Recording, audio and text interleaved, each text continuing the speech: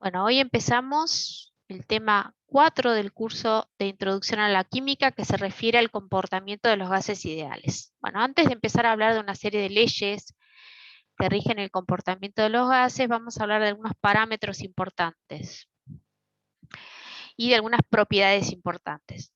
De lo que voy a hablar acá, ustedes lo pueden ampliar usando el libro de química de Chang, la sexta edición, se encuentra en la página 156 a 190. Entonces, por ejemplo, algunas propiedades características de los gases. Ellos se adaptan a la forma y el volumen del recipiente que los contiene. Un gas, al cambiar de recipiente, se expande o se comprime, de manera que ocupa todo el volumen y toma la forma de ese nuevo recipiente. Es decir, por ejemplo, vamos a ver un problema más adelante donde yo tengo dos gases que están en dos recipientes diferentes y después esos recipientes se conectan. ¿Qué van a hacer los gases? ¿Se quedan ahí en su lugar donde estaban originalmente? No, lo que pasa es que se tienden a expandir, es decir, se mueven y difunden, cosa de ocupar también el otro recipiente. Entonces al final van a ocupar todo el volumen, ¿sí? Bueno, y se expande o se comprime. Se expande es cuando aumenta el volumen. Y se comprime es cuando disminuye su volumen, ¿sí? Porque se le aplica una fuerza, una presión externa. Bueno, justamente acá, la segunda, dice, el segundo ítem dice, se dejan comprimir fácilmente.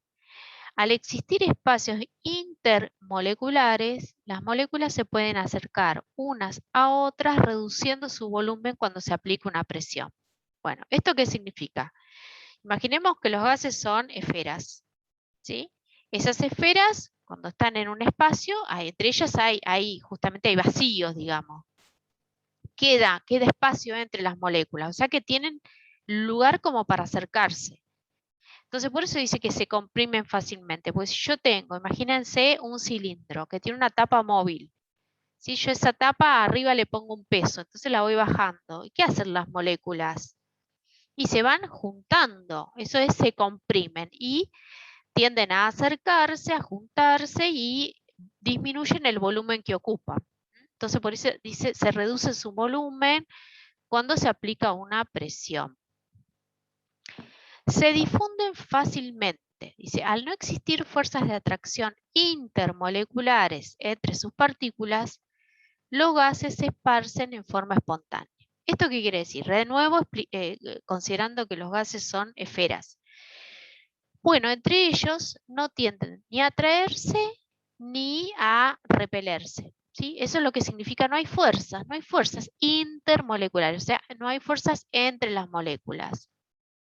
¿Sí? Entre las partículas, como dice acá. Entonces, ¿qué significa? Que se mueven libremente, ¿sí? Pueden difundir, o sea que se mueven en todas las orientaciones del espacio. Y por eso se esparcen. Imaginémonos, por ejemplo, me pongo un perfume y ese olor al perfume se siente en todos lados, se puede percibir. Bueno, ¿qué son esas? Partículas de gas, porque yo me pongo un perfume y es un líquido, pero con el calor del cuerpo se evapora. Pasa entonces de fase líquida a ser vapor, ¿no? Es un gas. ¿Y qué pasa con las moléculas? Y se difunden, se van, se mueven, viajan, ¿sí? Fuera de la superficie de la piel y ese es el olor que yo percibo, porque a mi nariz llegan esas moléculas de gas que han difundido. Bueno, la energía cinética promedio de sus moléculas es directamente proporcional a la temperatura aplicada. El hecho de que las moléculas se muevan significa que tienen una cierta velocidad, ¿sí? La energía cinética tiene que ver con la velocidad de las moléculas y se puede calcular como un medio por la masa del gas por la velocidad del gas. ¿Qué se dice? Es una velocidad promedio porque no todas las moléculas tienen la misma velocidad, ¿sí? Por eso también se define o se puede calcular una energía cinética promedio. Ahora, ¿cómo va a variar la velocidad de un gas? El hecho de que viaje más o menos rápido, que tenga una velocidad mayor o menor, depende de la temperatura, ¿sí? Cuando yo aplico calor, ¿sí? Y yo eso lo puedo percibir en el gas porque aumenta su temperatura, le estoy entregando energía. Esa energía va directamente a impactar en la velocidad del gas. Entonces, a mayor temperatura del gas, cuanto más caliente esté, mayor velocidad. Y por lo tanto, mayor energía cinética. Porque dijimos, la energía cinética es un medio de la masa del gas, de la molécula de gas, por la velocidad. Bueno. Ahora sí, vamos a hablar de algunos parámetros que van a regir el comportamiento de los gases y que van a definir luego determinadas leyes de los gases. Uno de esos parámetros es la presión. La presión es la fuerza ejercida por unidad de área. Esto es una definición general, ¿no? En los gases, esta fuerza actúa en forma uniforme sobre las partes del recipiente que los contiene. Es decir, imaginémonos que yo tengo retenido un gas o contenido un gas en un recipiente cilíndrico con una tapa que es móvil, ¿sí? Puede subir o puede bajar. Entonces yo le aplico una fuerza a esa tapa. Como está aplicada la fuerza sobre un área, se dice, bueno, se ejerce una presión sobre esa tapa y eso lo perciben las moléculas del gas. Por eso dice, en los gases, la presión actúa en forma uniforme sobre las partes del recipiente que los contiene. Bueno, adicionalmente si yo tengo un gas, ese gas contenido en el recipiente ejerce una presión sobre las paredes del recipiente. Y ejerce la misma presión, tanto en las paredes como en la base del cilindro, como en la tapa del cilindro, ¿sí? Entonces, ejerce por eso una fuerza o una presión uniforme en todas las partes del recipiente que los contiene. Bueno, entonces definimos la presión, acá vemos la ecuación como una fuerza aplicada por unidad de área. Bueno, la presión atmosférica.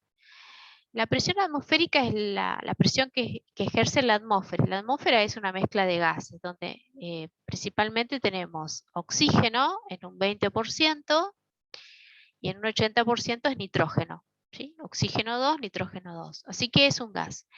Como eso se está ejerciendo sobre la superficie de la Tierra, es una fuerza de las moléculas de gas sobre la superficie de la Tierra, esa es la presión. Ahora esto se midió por primera vez en 1644 a través de un experimento que es conocido como el experimento de Torricelli, pero que fue realizado por dos científicos italianos, Viviani y Torricelli. ¿En qué consistió ese experimento? Bueno, ellos tomaron una varilla de vidrio, ¿sí? Hueca adentro, ¿no? Cerrada en uno de los extremos y la llenaron con mercurio.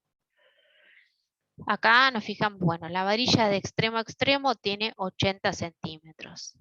La llenaron con mercurio, que es esto gris que se ve acá, y también llenaron con mercurio un recipiente.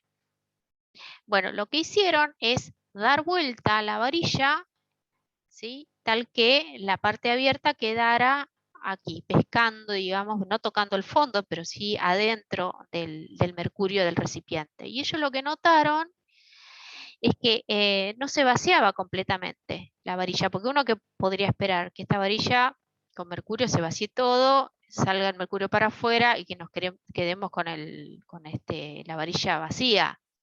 Pero no, ellos lo que vieron es que quedaba una columna de mercurio, que es esto que vamos de acá a acá, cuya altura es de 76 centímetros.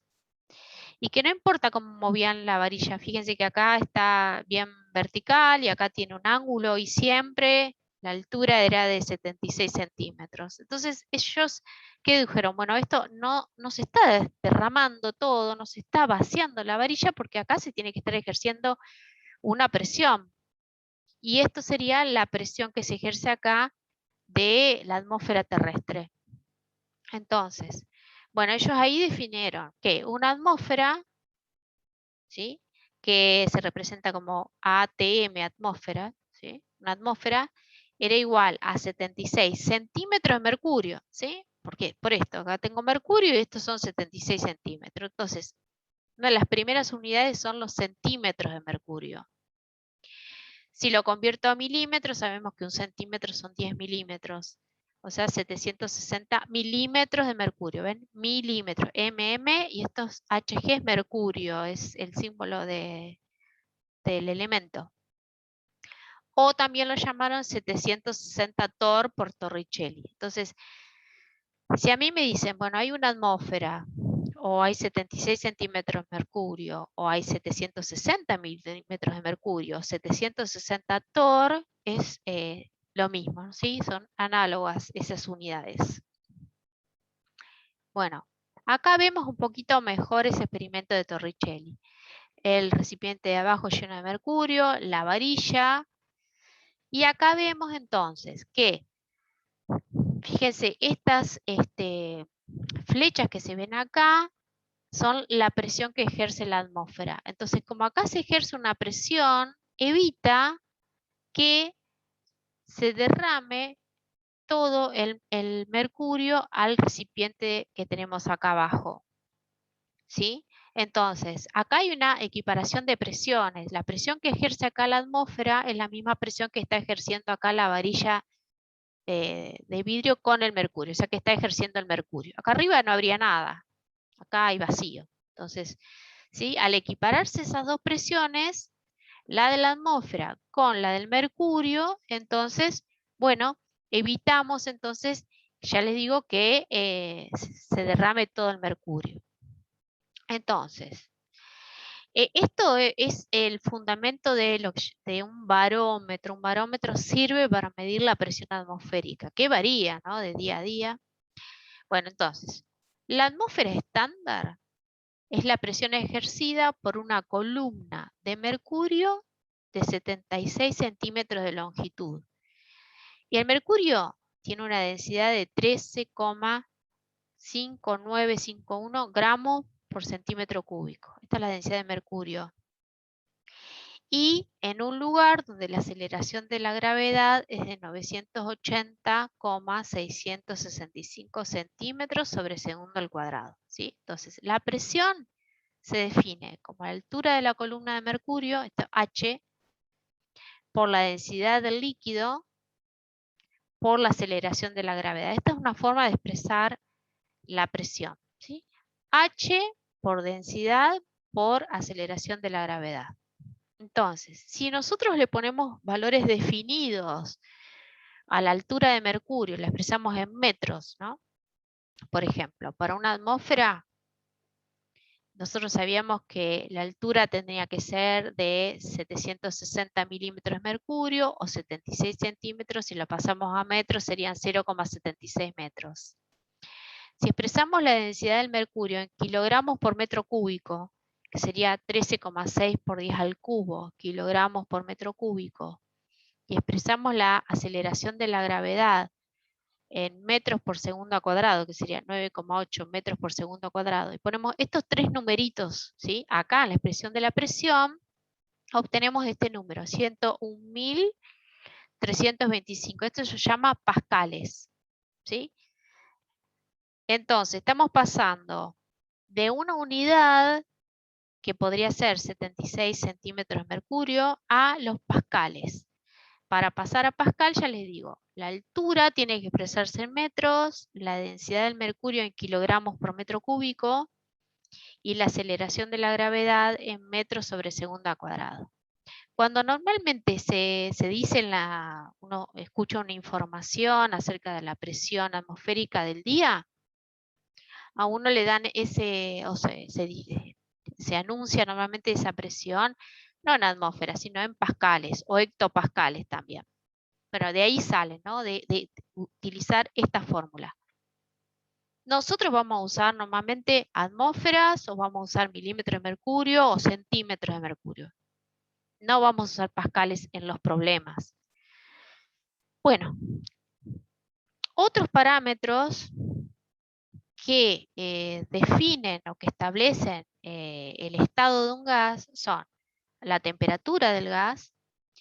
La temperatura de un gas siempre dijimos que tiene una relación directa sobre su energía cinética media de las moléculas del gas porque modifican la velocidad. Y a mayor energía cinética, mayor es la temperatura y bueno, y viceversa.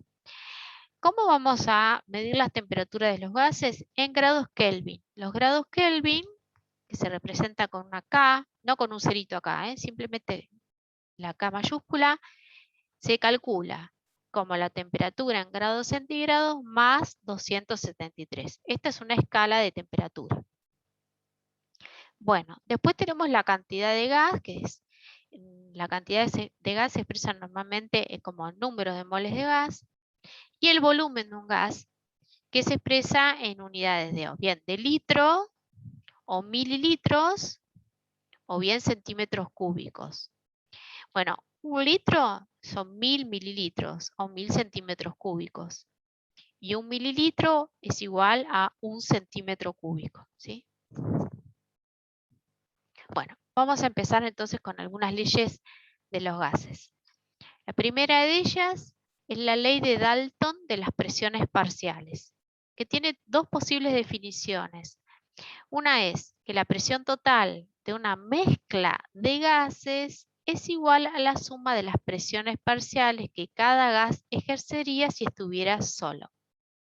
Por ejemplo, para una mezcla del gas helio, un gas noble, hidrógeno y oxígeno, la presión total de la mezcla va a ser la suma de las presiones parciales que ejerce cada uno de esos gases. Entonces, si a mí me preguntan la presión total de la mezcla de helio, hidrógeno y oxígeno, será la presión del hidrógeno, perdón, del helio, más la presión del oxígeno, más la presión del hidrógeno. Entonces dice, la ley esta dice que la presión total es la suma de las presiones que ejercería cada gas, ¿sí? O presiones parciales, como si estuviera solo. O sea que si tengamos en cuenta que estos gases van a ocupar todo el volumen del recipiente que los contiene, ¿sí? Y van a estar todos a una misma temperatura. Entonces, cada uno de ellos yo puedo calcular las presiones de cada uno de ellos, lo sumo y eso va a ser la presión total. Después lo vamos a ver esto reflejado en un problema y se va a entender un poco mejor. Pero también la ley de Dalton dice, o se puede expresar como la presión parcial de un gas en una mezcla de gases es igual al producto de la presión total de esa mezcla por la fracción molar del gas. Entonces, la mezcla que veíamos hoy yo puedo calcular la presión que ejerce el helio, la que llamamos presión parcial del helio, parcial porque es una presión dentro de una mezcla, ¿sí? Como la presión total de la mezcla por su fracción molar del helio en la mezcla. La presión parcial de oxígeno será la presión total por la fracción molar del oxígeno. La presión parcial del hidrógeno es la presión total por la fracción molar del hidrógeno. Ahora vamos a ver que esta fracción molar es una unidad de concentración que ya vimos en el tema 2, pero vamos a repasarla ahora. Bueno, vamos a un problema. Dice, un recipiente contiene 0,250 gramos de helio, 0,130 moles de hidrógeno y 2,5 por 10 a la 22 moléculas de oxígeno. Si la presión parcial del primero, o sea del helio, es 150 torr, entonces la presión total es tantas atmósferas y la presión parcial de oxígeno es tantos torr. Me dan algunos pesos atómicos, el del helio es 4, el del hidrógeno es 1, oxígeno 16. Bueno, me dan la presión parcial del helio, que la ley de Dalton dice que sería la presión total por la fracción molar del helio. Y eso es 150 torr. La presión total yo lo puedo calcular de acá, porque la fracción molar tengo todo como para poder calcularlo. ¿Por qué? Porque la fracción molar de este gas sería los moles del gas, este helio, dividido la cantidad de moles totales, es decir, las moles de helio, más los moles de oxígeno, más los moles de hidrógeno. Y como acá arriba me dicen las masas, moles o moléculas, yo, bueno, pongo todo en moles y listo. Entonces, la fracción molar del helio sería 0,250 gramos, que es la masa, ¿sí? Y después yo sé que un mol de helio pesa 4 gramos, que es esto que está acá. Un mol de helio pesa 4 gramos, ¿sí? Entonces esto me queda expresado en moles de helio. Bueno, en el denominador voy a poner ese número. Esto da 0,06250 moles de helio. Bueno, después paso las moléculas de oxígeno a moles con el número de Avogadro.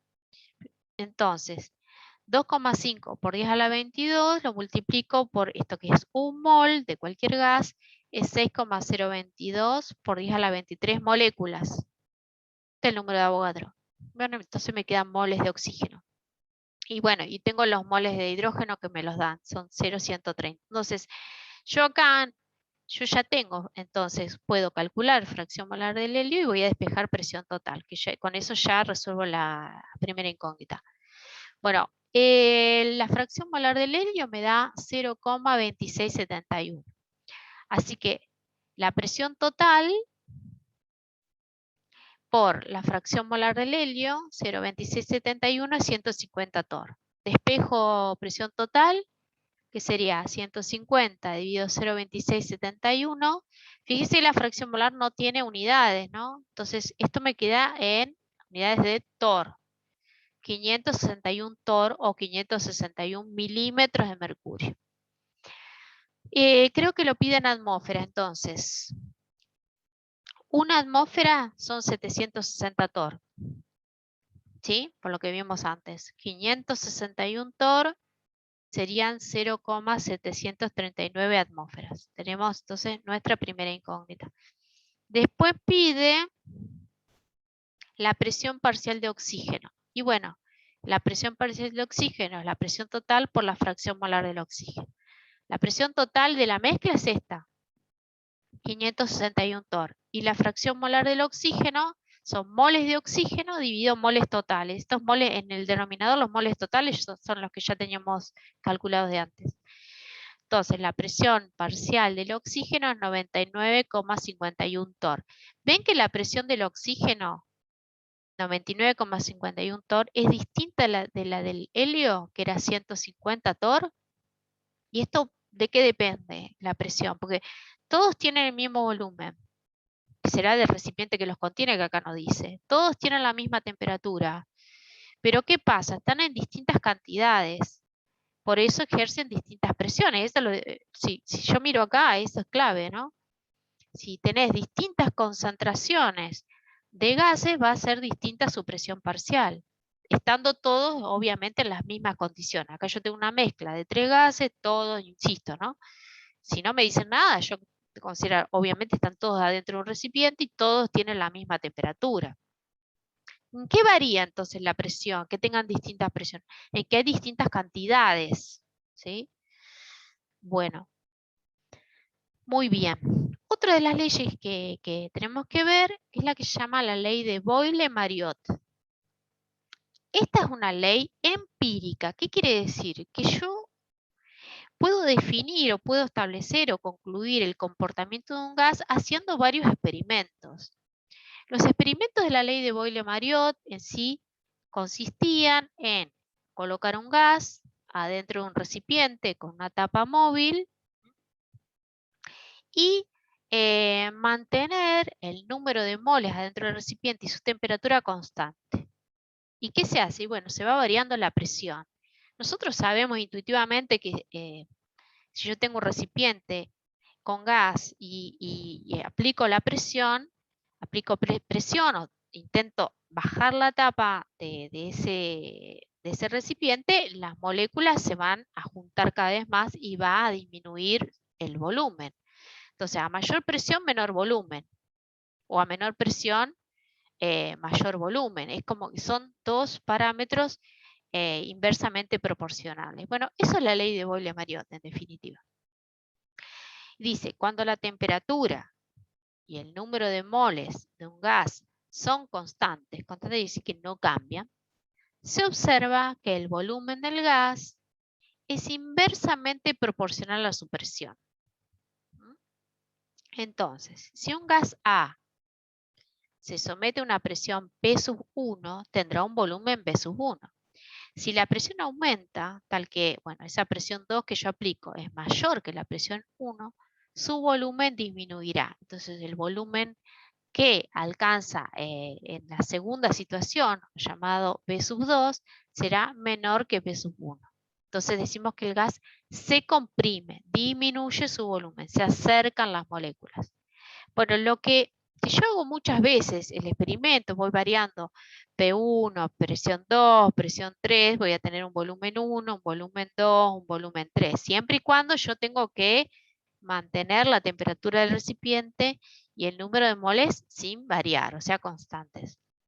Lo que yo voy a ver que yo multiplico presión por volumen en el estado 1, eso va a ser igual al producto de la presión en el estado 2 por el volumen 2. Y eso va a ser siempre una constante. ¿Sí? Van a permanecer constantes los productos. Entonces, por ejemplo, yo podría verlo acá en este gráfico. Acá yo estoy graficando presión en el eje Y versus volumen en el eje X. ¿Sí? Esto puedo estar haciéndolo en milímetros de mercurio, centímetros de mercurio, en atmósferas, y acá el volumen puedo hacerlo en litros, como querramos. El gráfico que yo voy a obtener, si yo varío la presión del gas, va a ser esta curva que tenemos acá, esta curva roja. Veamos cómo la confeccionamos. Vamos a empezar por acá. Acá tengo un recipiente que tiene estas esferitas verdes, que son 1, 2, 3, 4, 5, 6, 7, 8, 9 esferas. Estas esferas son las moléculas de gas. Y acá tengo las mismas 9 esferas y acá también. Con eso el número de moles es constante, decimos, de gas, ¿no? Y esto tiene adosado un termómetro. Fíjense, la escala está en roja. Roja me dice que está a 25 grados en este experimento, acá está también a 25 y acá a 25. ¿Qué quiere decir entonces? Que nosotros estamos manteniendo los números de mole de gas y la temperatura constante a lo largo de todo este experimento. Pero este cilindro tiene un émbolo, esto que dice acá, un émbolo, ¿ven? Y el émbolo se puede mover. ¿Cómo hago para que se mueva? Y bueno, le agrego arriba pesitas, que sería esa fuerza que se está ejerciendo sobre la tapa, es decir, que estoy haciéndole actuar una presión. Bueno, si tengo solamente una pesita acá, y bueno, esto tiene un volumen y una presión, que es lo que yo voy a graficar, supongamos, acá sobre la línea esta, la curva. Entonces, supongamos que va a tener 3 litros, ¿sí? Volumen bastante grande, como se ve acá, y la presión es baja, supongamos que sea media atmósfera. Cuando yo agrego otra pesita más, ¿y qué pasa? Y las moléculas, insisto, se acerca, esto se comprime, disminuye el volumen porque ¿sí? Se está ejerciendo mayor presión. Entonces acá el volumen es más chico, fíjense que nos movimos de acá para acá, ¿sí? Y la presión fue aumentando un poco también. Cuando le agrego cada vez, le agrego el doble de pesas, acá tengo 4 pesas, se achica cada vez más el volumen. Entonces, fíjense que sería un punto por acá o por acá, supongamos. Un volumen más chico y una presión más grande. Entonces, son parámetros inversamente proporcionales. Si la presión aumenta, que sería, nos vamos para allá, el volumen del gas disminuye. Si la presión disminuye, el volumen va aumentando cada vez más. ¿Sí? Esto es la ley de Boyle-Mariot. Bueno, entonces, dijimos, si de esos pares de valores presión y volumen los multiplicamos, nos van a dar como resultado que el producto es constante. La presión 1 por el volumen 1 es igual a la presión 2 por el volumen 2 es una constante. Entonces, la presión 1 por el volumen 1 es una constante. Si yo acá despejo el volumen, sería una constante dividido la presión 1, ¿no? O sea, paso dividiendo presión. O sea que yo podría hacer otro gráfico también con los valores experimentales. Graficar volumen versus o en función del inverso de la presión. Sería B sobre 1 sobre P. ¿Qué voy a obtener acá? Y una recta. Fíjense que esta es la ecuación de una recta. Y MX. No tiene ordenado al origen. La B del ordenado al origen no está. O sea que pasa por 0 y a su vez es una recta. Es decir, que si yo grafico, repito, el volumen en función del inverso de la presión me da una recta. ¿Está bien? Es otra forma de graficar datos de presión y volumen de un gas manteniendo número de moles constante y temperatura constante, es decir, de graficar la ley de Boyle-Mariotte. Vamos a hacer un ejercicio de aplicación. Dice, un recipiente de 2 litros contiene nitrógeno a 250 torr, mientras que otro recipiente de 5 litros contiene oxígeno a 400 torr. Si se conectan ambos recipientes, ¿cuál es la presión final del sistema? Bueno, acá viene un poco lo que les decía al principio. Tengo dos gases, nitrógeno y oxígeno. Están en dos recipientes de distinto volumen, distinta presión. Cuando yo acá junto los dos, junto uno de 2 litros y otro de 5 litros. O sea que el volumen final va a ser de 7 litros. El nitrógeno y el oxígeno, ambos dos van a ocupar todo el volumen. No se van a quedar confinados en un lugarcito del recipiente. Van a difundir porque tienen esa capacidad y se van a mover las moléculas. Como fíjense que acá, por ejemplo, el nitrógeno va a pasar de ocupar un volumen de 2 litros a un volumen de 7 litros, el volumen va a aumentar. ¿Qué va a pasar con la presión? Y va a bajar. Y acá le va a pasar lo mismo. Este oxígeno que está inicialmente en un volumen de 5 litros va a pasar a uno de 7 litros. O sea que en ambos casos las presiones van a bajar y la presión total va a ser la suma de las nuevas presiones que van a tener esos gases. Bueno, entonces, un poco lo que les comenté está acá. Los gases tendrán un volumen final de 7 litros, es decir que el volumen aumenta. De acuerdo a la ley de Boyle-Mariotte, las presiones disminuyen. Entonces determinaremos las presiones de los gases al expandirse desde su volumen inicial al volumen final. Bueno, entonces vamos a usar esta expresión de la ley de Boyle-Mariotte. Para cualquiera de los dos gases, ¿no? La presión 1 por el volumen 1 será igual a la presión 2 por el volumen 2. Presión 1, volumen 1 es la inicial que tenían. El volumen 2 va a ser 7 litros y la presión 2, ¿sí? La que van a adquirir después de expandirse, es la que vamos a determinar. Por ejemplo, para el nitrógeno, inicialmente tenía 250 torr por 2 litros, P por B. En la condición final va a tener una presión 2 que no la conozco y un volumen 2 sí que lo conozco, 7 litros. Entonces yo despejo presión 2, sería 250 por 2 dividido 7 me da que la nueva presión del nitrógeno efectivamente es menor a la inicial. Es de 71,428 torr. Disminuyó, como esperábamos. En el caso del oxígeno, en la condición inicial está a 400 torr y 5 litros. Después va a pasar a una presión 2 por 7 litros. Despejo la presión 2 y me da 285,714 torr. También disminuye como era esperable. Bueno, ¿cuál es la nueva presión total? Y la suma de estos dos, porque la ley de Dalton me dice que la presión total va a ser la suma de las presiones parciales de los gases actuando como si estuvieran solos, que es justamente lo que estamos haciendo acá, porque yo acá para este cálculo yo no estoy teniendo en cuenta que está el oxígeno. Yo lo que me estoy imaginando, y que es así, es que el nitrógeno se difundió a todo el recipiente, ocupó los 7 litros y tiene por eso una determinada presión parcial. Bueno, sumo 71,428 más 285,714 torr y me da que la nueva presión es de 357,14 torr. Bueno, otra de las leyes es la que se llama la ley de Charles y Gay-Lussac, que también tiene dos formas de expresarse.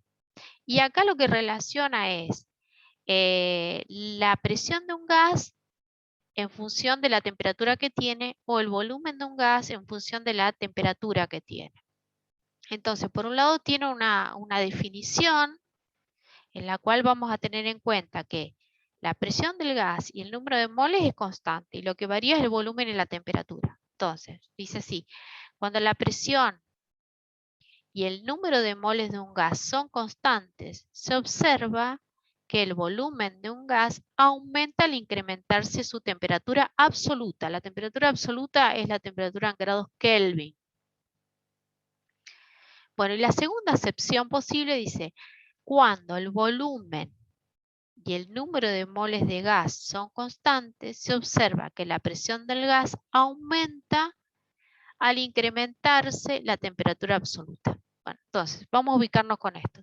Supongamos yo tengo un gas en un recipiente con una tapa móvil. Esa tapa, yo la dejo que se mueva libremente. Lo que está actuando ahí es la presión atmosférica, que es constante. Si no tiene una pesita, no tiene nada. Entonces, yo lo tengo el gas confinado en un cilindro y lo empiezo a calentar. ¿Qué empieza a hacer? Las moléculas empiezan a adquirir energía, porque yo al entregarles calor aumenta su energía. Al aumentar la energía aumentan la velocidad. Aumentar la velocidad obviamente se mueve más rápido y se expande, ¿sí? Entonces, si yo caliento un gas, su volumen va a aumentar, ¿sí? Entonces, ¿qué va a pasar? Y bueno, yo lo que voy a ver en ese recipiente obviamente es que la tapa, digamos, se va a mover, ¿sí? Entonces ahí que mantuve, el número de moles constante y la presión externa era constante, porque era la atmosférica. Vamos a otro caso. Yo ahora esa tapa la trabo. Entonces digo, bueno, el volumen del gas es siempre 2 litros, ¿sí? Y tengo cierta cantidad de moles de gas constante. Ahí está fijo. Y pongo un medidor de presión y empiezo a calentar. Yo lo que voy a ver, a medida que vaya calentando, cuanto mayor es la temperatura, mayor es la presión, ¿sí? Bueno, por eso se producen las explosiones, ¿no? Porque si aumenta la temperatura de un gas, en algún momento se expanden tanto que, bueno, se rompe el recipiente donde están contenidos. Es tan sencillo como es. Bueno, entonces, si mantenemos volumen y número de moles constante, la ley de Charles y Gay-Lussac dice que la presión en el estado 1 por la temperatura T1 es igual a la presión 2 sobre la temperatura T2. Entonces, esto 1 y 2 son distintos estados, es decir, yo tengo el gas contenido en un recipiente, ¿sí? Lo tengo a 30 grados, me va a dar una presión. De ese gas después lo mando a 40 grados, me va a dar otra presión. Estos grados son grados Kelvin, por eso se habla siempre de temperatura absoluta, ¿sí? No podemos acá poner en grados centígrados, pues si acá fueran 0 grados centígrados, la presión sobre 0 daría infinito. Por eso que se usa la temperatura en grados Kelvin, para que esto nunca dé infinito. Bueno, si en vez de medir presión, yo ahora mido volumen, entonces la misma ley se puede expresar como volumen 1 sobre temperatura 1 dividido, es igual a volumen 2 dividido temperatura 2. ¿Sí? Estos son 1, 2, 3, son distintos estados de temperatura y presión para un gas, ¿sí? Para el mismo gas y la misma cantidad de moléculas o moles de ese gas. Bueno, vamos a ver acá, por ejemplo, este gráfico. Acá se grafica en el eje Y volumen, en litros. Y acá abajo la temperatura en grados Kelvin. Entonces vos tenés 0, 100, 200, 300, 400 grados Kelvin. Y acá volumen, un cuarto, medio, 3/4, 1 litro. Entonces, acá hay un recipiente donde tiene el gas, que son estas esferitas celestes. A medida que va aumentando la temperatura, el gas, ¿qué hace? Se expande. Es el mismo gas, pero aumenta cada vez más su volumen. Va desde ocupar un cuarto de litro a medio litro a 200 Kelvin, a 3/4 de litro a 300 Kelvin, a 1 litro a 400 Kelvin. ¿Ven? Se ya va aumentando la temperatura. Bueno, cuando yo grafico así, volumen en función de grados Kelvin, el gráfico pasa por 0. 0 grados Kelvin sería acá. Bueno, pero cuando yo grafico lo mismo Pero en grados centígrados, o sea, 0 grados Kelvin, ¿qué son? Menos 273 grados centígrados. Así que si yo grafico esto mismo, pero en vez de poner acá en el eje X grados Kelvin, pongo grados centígrados, no pasa por 0, pasa por menos 273, que sería acá. Pasa, o sea, corta el eje X o intersecta el eje X en menos 273. Ojo, eso es importante. Entonces, bueno, acá es lo mismo, ¿no? A medida que aumenta la temperatura, va aumentando el volumen, ¿sí? Bueno, entonces, lo importante es que si yo grafico la ley de Charles-Lussac, que puedo poner acá volumen o presión, en función de grados Kelvin, la recta, en este caso es una recta, pasa por 0.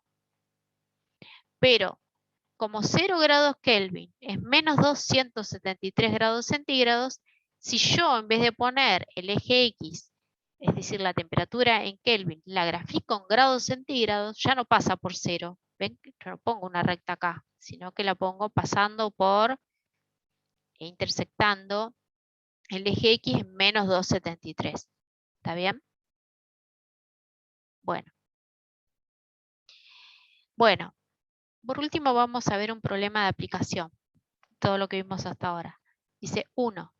Determine el cambio de volumen de 1500 centímetros cúbicos de un gas, sí, o sea, 1,5 litros. A. Su presión aumenta de 1 a 2 atmósferas y la temperatura se mantiene constante en 25 grados centígrados.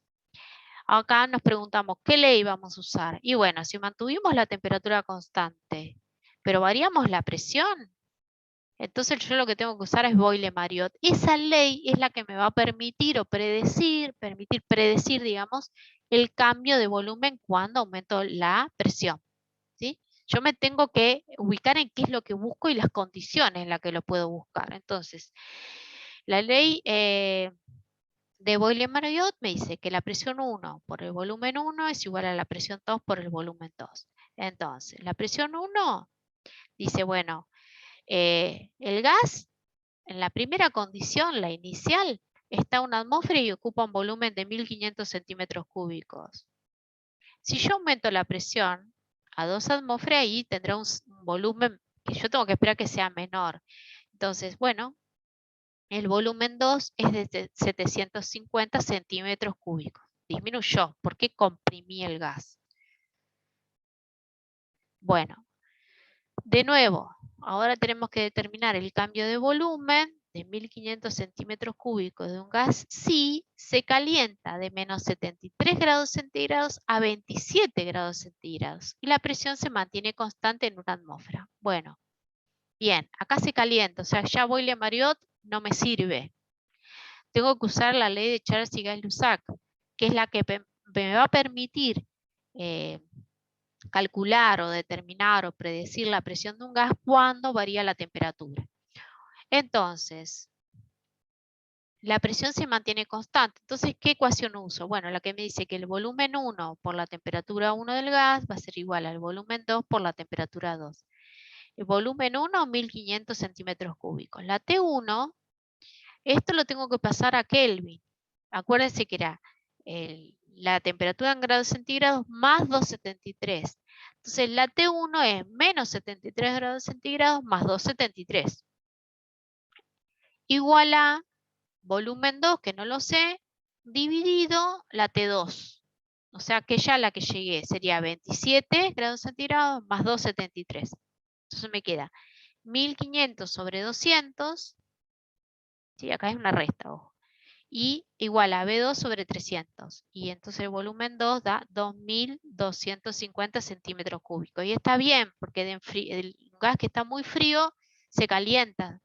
Entonces al calentarse las moléculas, como yo les digo, comienzan a moverse más rápido y se tienden a separar unas de otras. Por eso es que se expande el gas. ¿Está bien? ¿Ven que da mayor volumen de gas? Bueno, lo mismo, vamos a determinar el cambio de volumen de 1500 centímetros cúbicos de un gas, sí. Y ahora se nos complica porque si inicialmente se encuentra a menos 73 grados centígrados y 2 atmósferas, y luego se lleva a 27 grados centígrados y 3 atmósferas. Entonces acá estamos variando tanto la temperatura como la presión. Entonces ya ahora lo que vamos a usar es una combinación de las dos leyes anteriores, la de Boyle-Mariotte, Charles y Gay-Lussac, que es esta, la ley combinada de los gases, que dice que la presión 1 por el volumen 1 sobre la T1 es igual a la presión 2 por el volumen 2 sobre T2. ¿Sí? Bueno, la presión 1 dice 2 atmósferas, volumen 1, 1500 centímetros cúbicos. Esas son todas las condiciones iniciales.